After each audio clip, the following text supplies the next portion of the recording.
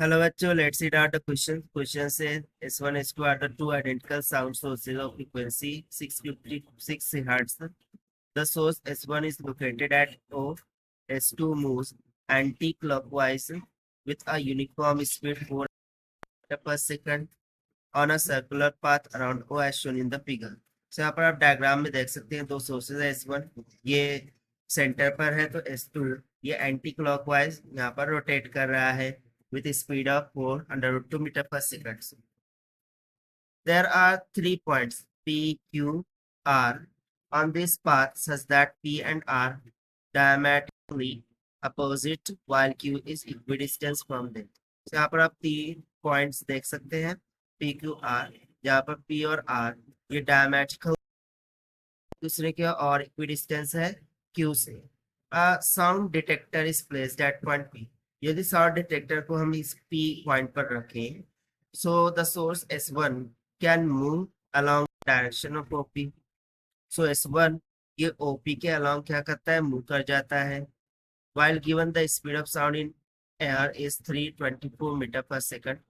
Consider both sources emitting sound when S2 is at R and S1 approaches the detector with a speed 4 meter per second. The beat frequency measured by the detector is. So हमें simply beat frequency measured by the detector निकालनी है. तो चलिए start करते हैं solution से. But before of it, let's talk about the key concept which we are going to use here for this question. So हम simply Doppler's effect का use करें. सो जो न्यू फ्रीक्वेंसी होगी उसको हम मान लेंगे F1. This must be equals to V divided by V minus of US times of F. यहाँ पर F या फिर F नॉट बोल देते हैं. सो F नॉट क्या है फंडामेंटल फ्रीक्वेंसी हो जाएंगी US speed of sound sorry speed of source हो जाएगा and V speed of sound in air हो जाता है. सो बेसिकली ये अप्रोचिंग के लिए है. तो चलिए फिर स्टार्ट करते हैं फाइनल यहाँ सॉल्यूशंस. तो सबसे पहले तो according to question fundamental frequency हमें 656 हर्ट्ज की इक्वल दे रखी है. उस तरीके से स्पीड ऑफ साउंड वो दे रखी है 324 मीटर पर सेकंड की इक्वल.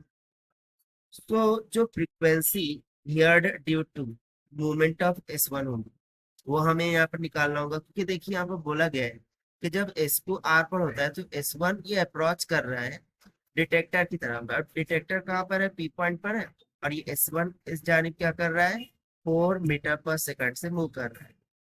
सो उस कारण से जो फ्रीक्वेंसी हियर्ड होगी ड्यू टू दिस S1 वो हमें यहाँ पर निकालना होगा. तो चलिए फिर हम यहाँ पर लिख देते हैं कि फ्रीक्वेंसी हियर्ड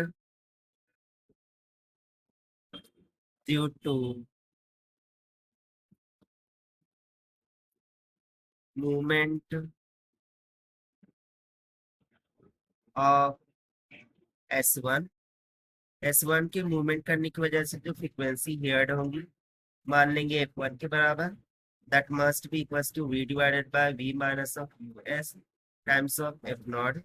वैल्यूज को सब्स्टिट्यूट करेंगे that is 324 divided by V कितना है 324 माइनस साउंड सोर्स की वेलोसिटी कितनी है 4 मीटर पर सेकंड. S1 के लिए हमने देखिए डायग्राम में लिख रखा है मल्टीप्लाई बाय F नॉट 656.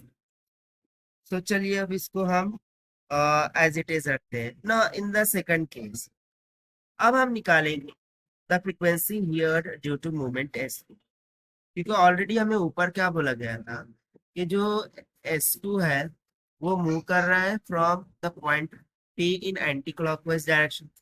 सो उसकी मूवमेंट की वजह से जो फ्रीक्वेंसी होगी वो भी तो निकालनी होगी.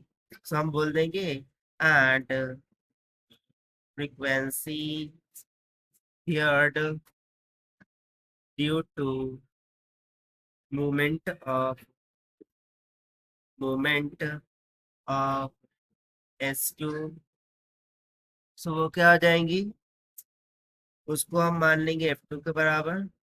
सो बेसिकली यदि मैं यहाँ पर देखूँ सो सोर्स S1 ये ओपन लोकेटेड था और जो S2 था वो एंटी क्लॉकवाइज मूव कर रहा था with uniform velocity of 4/2 in the circular, correct.